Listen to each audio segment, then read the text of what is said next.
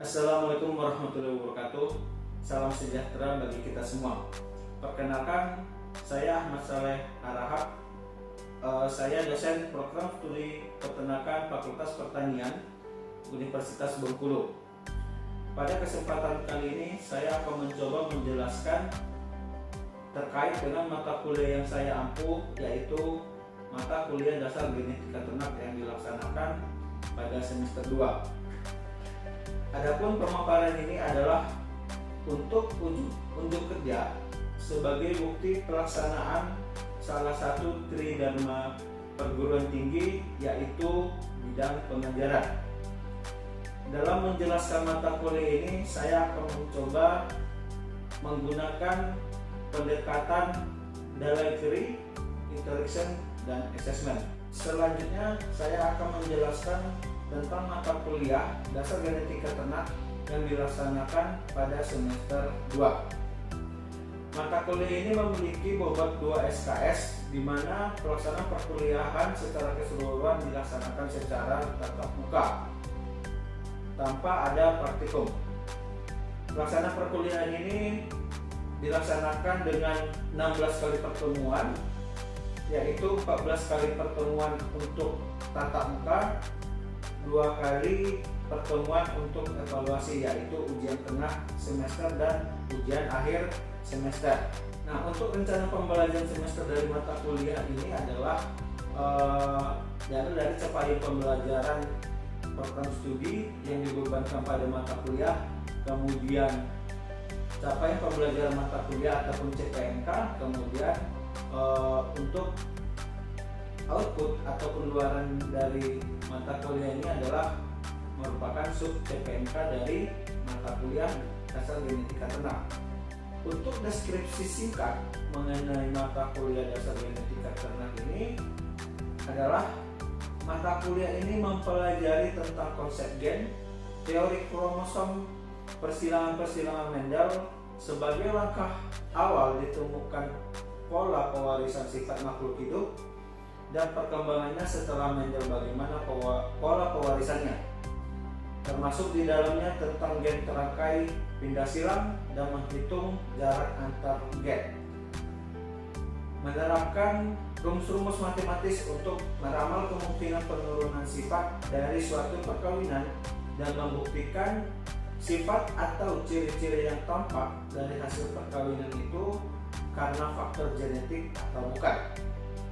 Nah, selanjutnya adalah dalam mata kuliah ini akan mempelajari sifat gen dan bagaimana pewarisannya melalui diagram silsilah dan atau pedigree.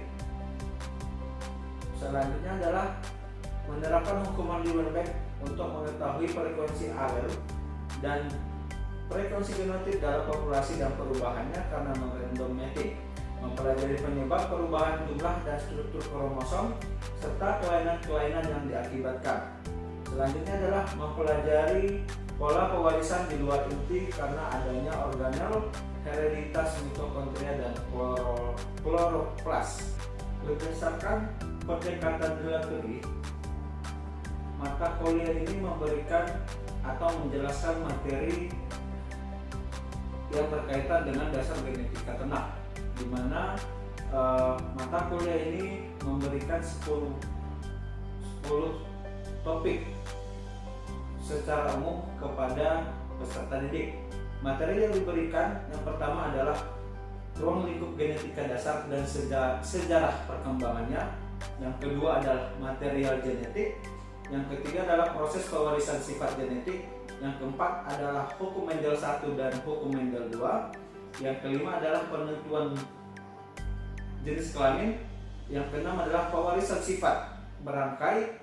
Yang ketujuh adalah pewarisan sifat pada gen yang berinteraksi. Yang kedelapan adalah pewarisan sifat pada alel ganda dan gen letal. Yang kesembilan adalah pewarisan sifat pada gen berangkai dan terjadinya pindah silang. Nah, topik yang terakhir yang diberikan pada peserta didik adalah menjelaskan kemungkinan munculnya fenotip dan genotip berdasarkan teori probabilitas dan chi-square. Referensi yang digunakan pada mata kuliah dasar genetika ternak ini berupa buku dan jurnal, di mana buku utama yang digunakan adalah buku Genetika Ternak karya Profesor Dr. Insinyur Rodi Rahman Nur. Kemudian untuk mendukung keterbaruan ilmu bidang peternakan akan menggunakan jurnal baik berupa jurnal nasional dan jurnal internasional yang terkait isu-isu mengenai bidang peternakan saat ini. Nah, untuk interaksi ataupun metode yang digunakan kepada peserta didik dapat dilakukan secara interaktif teaching, di mana dapat menyajikan materi, presentasi ataupun pemaparan tugas ataupun makalah, melakukan demonstrasi, melakukan memperbarui dan penguatan, kemudian dapat dilakukan tanya jawab, melakukan bimbingan ataupun tutorial discussion, konsultasi dan sebagainya. Selain itu dapat dilakukan dengan real case study, di mana akan membahas tentang kebaruan ataupun penelitian-penelitian yang saat ini yang dilakukan di bidang peternakan. Untuk alat yang digunakan dalam pembelajaran ini dapat menggunakan e-learning Universitas Bengkulu. Kemudian dapat juga menggunakan forum group discussion ataupun FGD. Untuk assessment sendiri ataupun penilaian yang diberikan dapat berupa tugas, kuis, ujian tengah semester dan ujian akhir semester, di mana proporsi masing-masing dari penilaian tersebut yaitu tugas 10%, kuis 10%, ujian tengah semester 40%, dan ujian akhir semester 40%. Demikian penjelasan tentang mata kuliah dasar genetika ternak yang dilaksanakan pada semester 2. Sebagai bukti pengajaran, bukti pelaksanaan pengajaran akan ditampilkan sebagai berikut.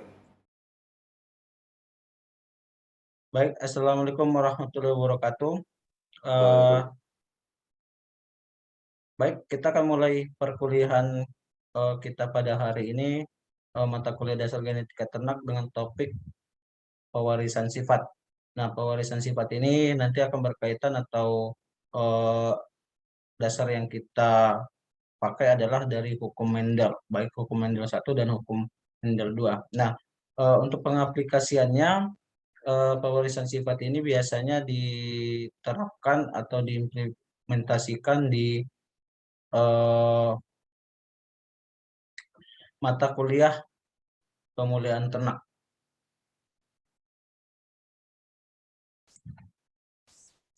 Sebelum masuk ke materi, mungkin ada yang bisa menjelaskan apa sih sebenarnya pewarisan sifat. Silakan, ada yang bisa menjelaskan? Saya, Pak. Ya, silakan. Baik, untuk prinsip dasar dari pewarisan sifat sendiri adalah suatu karakter atau kebiasaan dari genetika induk atau orang tua yang diturunkan kepada generasinya, Pak, atau kepada keturunannya, Pak. Mungkin itu, Pak. Oke.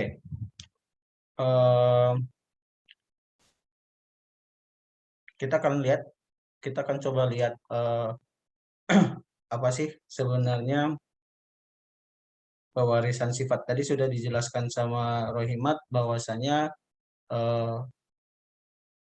suatu pewarisan sifat itu akan diturunkan kepada keturunannya. Baik. Prinsip dasarnya adalah jika individu dengan sifat A melakukan perkawinan dengan individu lain dengan sifat B, sifat keturunannya dapat mengikuti salah satu induknya atau merupakan hasil kombinasi dari sifat kedua induknya. Artinya apa? Misal jantan dengan sifat A, kemudian B sifat B, bisa diturunkan kepada anakannya itu salah satunya atau kombinasi dari keduanya. Contohnya adalah misal kalau di manusia rambut keriting dengan rambut lurus seperti itu. Jadi nanti anaknya itu bisa jadi rambutnya lurus atau bisa keriting. Nah, pewarisan sifat dari induk atau tetua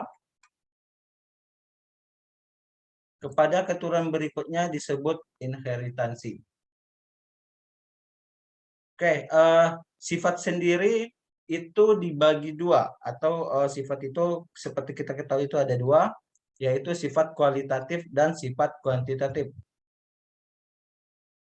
Ada yang bisa menjelaskan sifat kualitatif dan sifat kuantitatif? Silakan.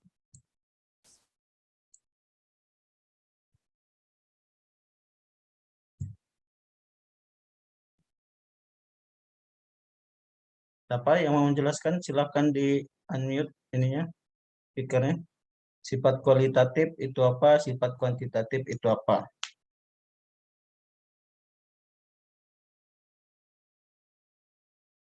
Sugeng mungkin mau menjelaskan sifat kualitatif itu apa? Sifat kuantitatif itu apa?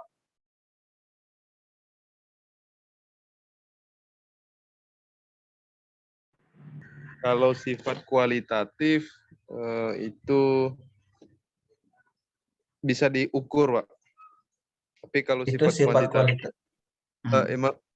nah, kalau sedangkan sifat kuantitatif itu tidak dapat diukur. Misalkan kalau kualitatif itu tinggi badannya, gitu Pak.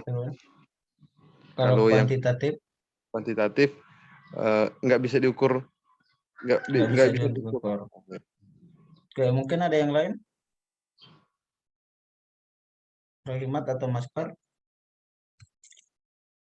Atau mungkin yang lainnya? Kalau dari saya pas dulu Pak. Apa Mas Par?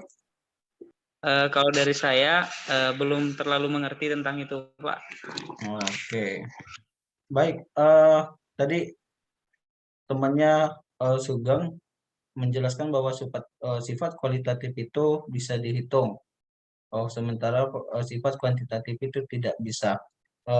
Sebenarnya terbalik ya. Terbalik. Yang sifat kualitatif itu yang tidak bisa dihitung ataupun bisa, misalnya adalah warna rambut seperti itu, warna kulit. Nah, itu merupakan sifat kualitatif. Nah, biasanya sifat kualitatif ini hanya dipengaruhi 1 atau 2 gen seperti itu. Kemudian untuk sifat kuantitatif ini yang bisa dihitung, misal berat badan, tinggi badan yang memiliki angka.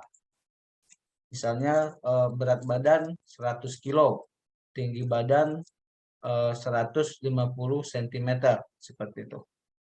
Ya, nanti ada kaitannya terhadap pewarisan sifat. Apakah sifat yang diturunkan itu atau yang diwariskan itu berupa sifat kualitatif atau sifat kuantitatif, tergantung tujuan kita yang mana yang akan kita terapkan seperti itu. Misal kalau untuk di kelinci hias bisanya ke kualitatif atau ke burung hias seperti itu, karena dia akan yang kita akan inginkan adalah warnanya. Sementara yang kuantitatif, misal ke sapi itu kita membutuhkan berat badannya, sehingga memang sifat kuantitatifnya yang kita inginkan tanpa melihat warnanya. Seperti itu. Jelas ya? Atau ada yang kurang mengerti tentang sifat kualitatif dan sifat kuantitatif? Jelas, Pak. Jelas ya? Baik, kita lanjutkan. Tadi seperti yang sudah dijelaskan, pewarisan sifat ini berkaitan dengan hukum Mendel 1 dan hukum Mendel 2, di mana untuk hukum Mendel 1 ini disebut juga dengan hukum segregasi, yang menyatakan bahwa pada waktu pembentukan gamet terjadi pemisahan sel secara acak. Nah, untuk istilah yang sering digunakan dalam persilangan atau perkawinan, ini adalah ada istilah genotipe, ada fenotipe, di mana genotipe ini menunjukkan sifat dasar yang tidak tampak dan bersifat menurun atau diwariskan pada keturunannya. Artinya apa? Genotipe inilah yang berkaitan dengan gen-gen yang mempengaruhi suatu sifat. Seperti itu, misal gen kualitas daging, gen-gen apa saja? Ada kalpain 1, ada kalpain 3, kemudian ada ada kalpastatin, seperti itu. Itu contohnya gen-gen yang mempengaruhi terhadap kualitas daging. Nah, ada juga istilah fenotipe. Nah, fenotipe itu apa? Fenotipe itu adalah hasil ekspresi atau perpaduan dari genotip dengan lingkungannya, berupa sifat yang tampak dari luar sehingga dapat diamati. Artinya apa? Ini adalah performa suatu ternak ataupun objek yang kita lihat. Seperti itu. Misal, warna bulu ayam, atau misal sapi yang besar, itu yang bisa kita lihat, itu dari fenotipe. Oke, dari genotip, perbedaan genotip sama fenotipe bisa dibedakan, bisa dimengerti. Fenotipe itu adalah ekspresi dari gen, seperti itu. Ya, tadi genotipe itu adalah yang berhubungan dengan gen-gen pembawa terhadap suatu sifat. Nah, fenotipe ini adalah yang diekspresikan, yang dimunculkan oleh gen tersebut. Ini jelas? Jelas, Pak. Oke, kita lanjut ya. Nah, di dalam pewarisan sifat ini ada istilah nanti persilangan monohibrid, ada yang dihibrid, di mana untuk persilangan monohibrid ini adalah persilangan satu sifat atau satu sifat yang kita inginkan, seperti itu. Nah, persilangan monohibrid perkawinan dua individu dengan satu sifat yang berbeda dan mencolok, seperti itu. Jadi untuk monohibrid ini persilangan yang kita inginkan itu adalah masih satu sifat. Nah, ini adalah contoh persilangan monohibrid. Ini adalah prinsip dasar di dalam persilangan, di mana memang contohnya adalah di sini tanaman berbunga kuning dikawinkan atau disilangkan dengan tanaman berbunga putih dengan genotipnya adalah K besar yang untuk bunga kuning, K kecil adalah yang untuk bunga putih, sehingga nanti dikawinkan akan menghasilkan tanaman berbunga kuning. Kenapa? Karena di dalam genetika juga ada istilah dominan sama resesif. Tahu tidak artinya sifat resesif sama dominan?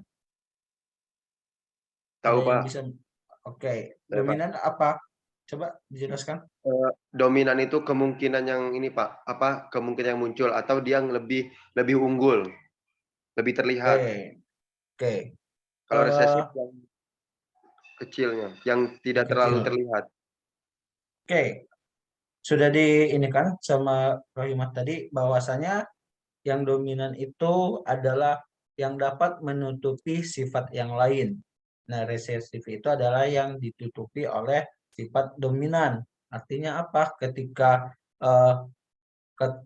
gamet dari sifat dominan itu bertemu dengan gamet resesif, itu akan menutupi sifat ekspresi dari yang resesifnya. Nah, ini pada contoh kita lihat pada F1 yang ini 100% tanaman anakan berbunga kuning dengan genotipnya itu K besar K kecil. Artinya apa?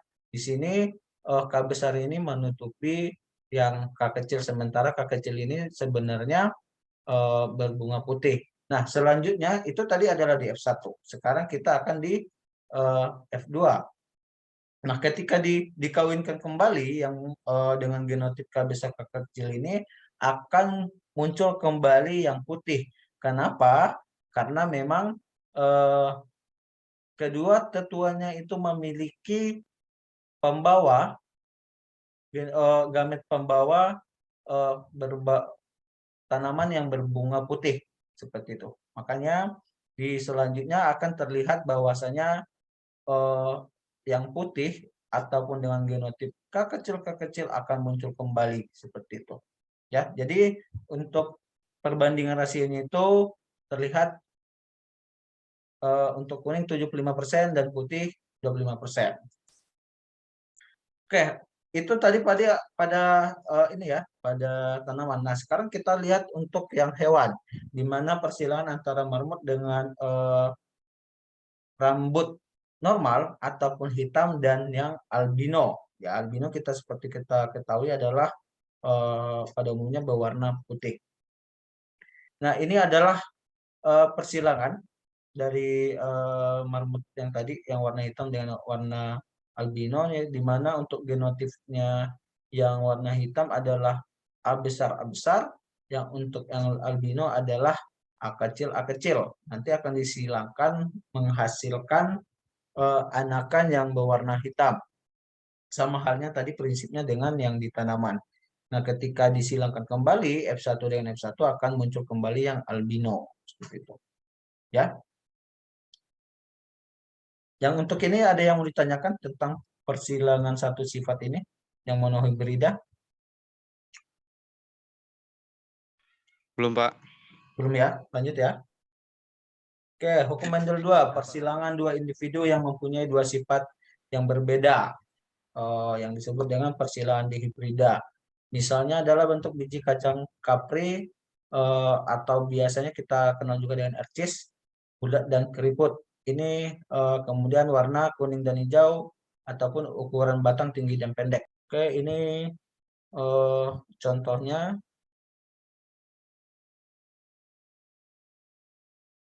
Oke, ini juga beberapa contoh persilangan yang ataupun penerapan ataupun pengaplikasian pada peternakan.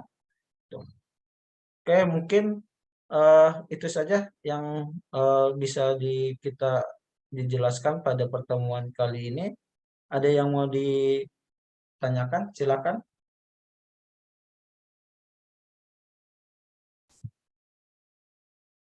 Silakan, ada yang mau bertanya?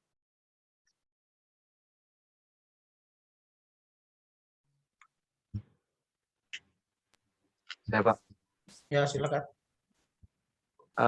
Untuk pewarisan sifat. Nah, ini terkadang tuh ada yang seorang ayah itu mengalami buta warna. Nah, apakah itu juga bisa menurunkan kepada keturunannya? Itu aja, Pak. Oke. Tadi yang kebutaan ya. Kebutaan atau buta warna, Sugeng? Ya. Buta warna maksudnya, Pak. Oh, oke, buta warna. Oke, buta warna ini adalah bisa saja diturunkan kepada keturunannya ataupun anakannya. Kenapa? Ini bisa saja dia bersifat apa namanya ya, pewarisan sifat yang berdasarkan jenis kelamin seperti itu. Kenapa? Nanti ketika misal diturunkan atau diwariskan kepada anaknya, misal orang tuanya salah satunya adalah buta warna, menikah atau kawin dengan yang normal. Ketika anaknya itu adalah tidak ditemukan yang buta warna, itu nanti keturunan berikutnya itu belum tentu normal semua. Kenapa? Karena di anakannya, keturunannya ini atau di anakannya ini akan bersifat karier ataupun bersifat pembawa seperti itu. Nanti dia bisa saja nanti aktif kepada cucunya atau ke generasi berikutnya seperti itu. Kurang jelas? Mungkin ada yang mau diinginkan? Oke, Pak. Paham, Pak. Berarti artinya nggak terlalu jauh berbeda antara orang tua yang mempunyai riwayat penyakit diabetes, kemudian menurunkan kepada anaknya, keturunan anaknya tidak, cuman di cucunya atau Ya, generasi berikutnya. ketiga. Makanya sebenarnya kalau misalnya yang penyakit ini, misalnya cucunya ada yang berpenyakit sementara orang tuanya tidak gitu kan. Namun untuk melihat sebenarnya kenapa si anak ini bisa ada penyakit tersebut, kita harus cross check lagi sebenarnya ke kakeknya atau ke pamannya seperti itu kan. Apakah ada yang berpenyakit seperti itu. Nah, itu sebenarnya yang perlu kita pahami bahwasanya penyakit itu nggak selalu dari orang tua seperti itu. Bisa saja itu dari kakeknya atau dari saudara yang memang berkaitan dengan dirinya gitu. Karena kan tadi yang Bapak sampaikan bisa saja itu dia bersifat karier, bersifat pembawa. Memang dia tidak muncul kepada dirinya. Seperti saudara-saudaranya tidak muncul. Tapi ketika nanti ke keturunannya atau ke generasi berikutnya itu bisa saja muncul seperti itu. Ada lagi? Sementara cukup, Pak. Mungkin ada Mas Par? Kalau saya Pak, saya rasa cukup jelas Pak. Sebelumnya saya pernah kan Pak ya melihara kelinci gitu nah Pak. Cuman yang saya dapat itu sebenarnya udah terjawab sih dari Bapak tadi. Jadi saya kemarin menyilangkan kelinci warna putih dan warna hitam gitu kan Pak. Tapi ternyata kan yang hitam itu adalah jantannya dan yang putih itu adalah betinanya. Anaknya itu dominan warna putih gitu. Tetapi saya pikir kalau tadi teori yang Bapak sampaikan, artinya 50% dari si jantan, 50% dari si betina. Tetapi kan Bapak juga udah menjelaskan bahwasanya harus dilihat dari kakeknya, dari katakanlah yang tertuanya dulu. Jadi kemungkinan mengikuti warisan dari yang tertua sih Pak, menurut saya. Saya juga baru terjawab sekarang gitu. Tadi saya karena udah Bapak jawab, ya saya jadi paham Pak. Ya, jadi kita di genetika ini kita tidak bisa melihat di satu sisi saja dari orang tuanya saja seperti itu. Kita harus lihat silsilahnya juga gitu kan. Dari kakeknya, neneknya seperti apa seperti itu. Karena apa ya, sifat pembawa itu bisa saja itu tidak langsung dari orang tuanya seperti itu. Tapi di orang tuanya itu bisa sebagai pembawa ataupun karier seperti itu. Ya. Ada lagi? Kalau saya sudah cukup Pak, sudah cukup jelas Pak. Oke. Rohmat, ada lagi Rohmat? Cukup, Pak. Oh, cukup. Cukup, Oke. Pak. Cukup jelas, Pak. Baik. Pada perkuliahan ini bisa kita simpulkan sebenarnya pewarisan sifat ini merupakan dasar kita untuk penerapan di pemulihan ternak. Dasar untuk apa itu? Nanti untuk dasar seleksi gitu kan. Kita perlu silsilah apakah nanti si ternak ini tadi kita bahas apakah dia membawa penyakit, apakah nanti dia memiliki sifat unggul, memiliki apakah dia memiliki bobot pertumbuhan yang cepat, pertambahan bobot badan yang tinggi, kemudian produksi susu yang tinggi, apa produksi telurnya tinggi, seperti itu. Jadi pada kesimpulannya adalah memang pewarisan sifat ini sangat penting kita pelajari atau kita pegang untuk misal nanti salah satu kalian atau kalian ini nanti bisa bekerja di breeding atau sebagainya yang masih berkaitan dengan pemulihan ternak. Itu saja. Baik, untuk pertemuan kali ini kita sudahi saja. Assalamualaikum warahmatullahi wabarakatuh. Waalaikumsalam warahmatullahi wabarakatuh. Terima kasih, Pak. Terima kasih Pak. Sama-sama.